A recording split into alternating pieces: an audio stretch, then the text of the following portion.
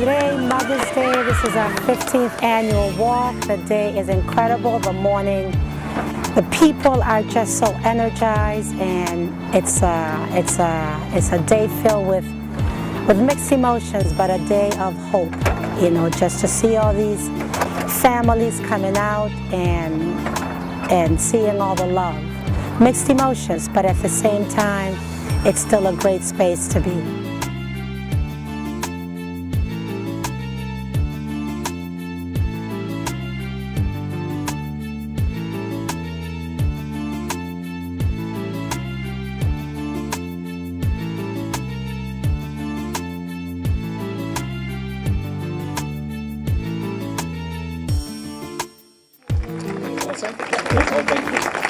All right, well, thank you very much.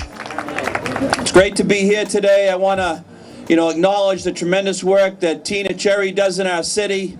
I don't know how many years this is now, but I've been here for 10. This is my 10th anniversary. A whole bunch of folks from my office are over here, so thank you all for being here.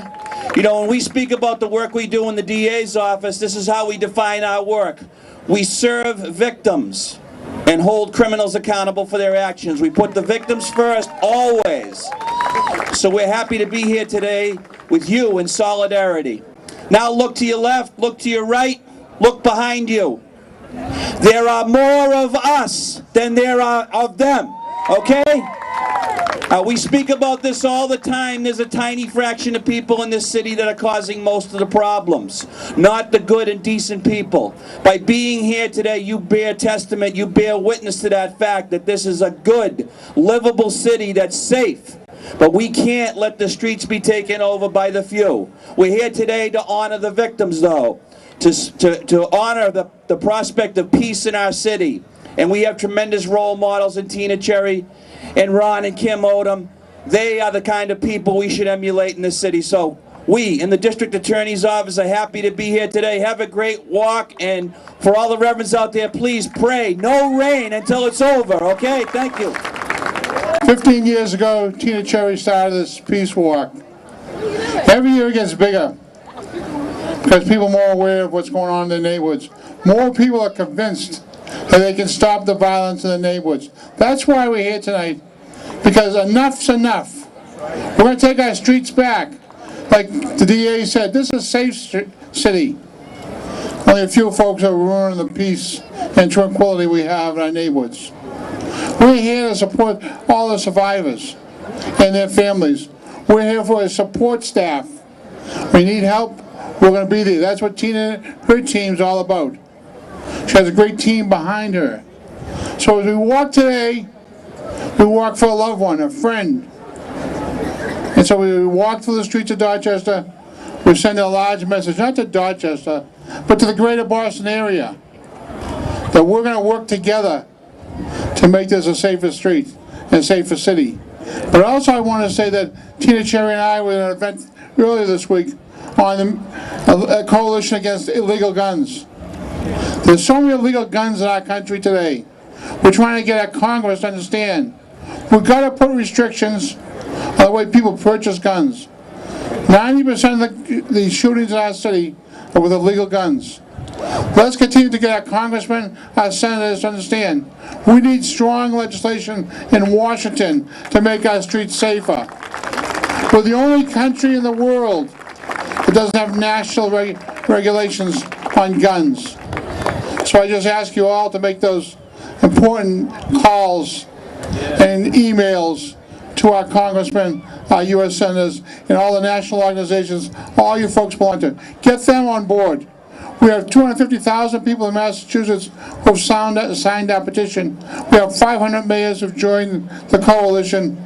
But we need more folks to understand down in Washington there's real people behind this. I just want to say to all of you, thank you for being here on Mother's Day. Thank you for your generosity, giving us the time to do the walk. Thank you for your generosity of the revenues we'll raise so we continue to do the services. Thank our sponsors over there for helping us today. But now it's that time. I want everyone to line up at the gate right over there, and we're going to start walking. Start walking, let's go. Just want to say a few words about the Louis D. Brown Peace Institute and my involvement. in the city of Boston as a leader in the city, but more importantly as a survivor.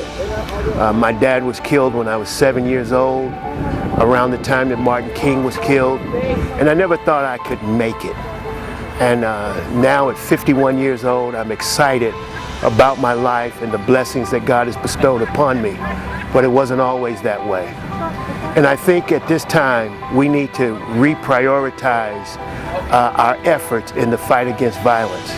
We should focus first, as I have started our church, Strong Tower, on first restoring and reconciling the family.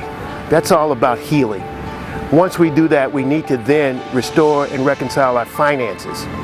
And then we move to our friendships, our relationships, and then finally community. We ask people to become community organizers and community workers, but we don't sustain them and allow them themselves to get a chance to heal and restore themselves. So I would implore all who are watching and those who are assisting, consider the healing first. Consider the restoration and the reconciliation of the family and the individual. And may God bless you all. I am a victim of a homicide that was done in Boston almost a year ago on the Memorial Weekend of Nicholas Fomby Davis when he was ambushed by two individuals and gunned down while he was riding his scooter. And as I was looking at this wall right here, this is a sad wall right here for the community and stuff, and for the community to don't think that this is a major thing. The Louis D. Brown Institute does something much more than talk about the curse of violence. It actually does something about it, and that's what the walk signifies: action, taking action. And I'm very proud to be associated with the Louis D. Brown Peace Institute. It's a shame that it took me for this to happen to my son, for me to be up to supporting her, because I was one of the ones too to say, oh, it can never happen to me, oh, my kids don't get in trouble, oh, my kids don't be out there. But yet my son was just riding his scooter along for and enjoying a nice Memorial Weekend, and look what happened.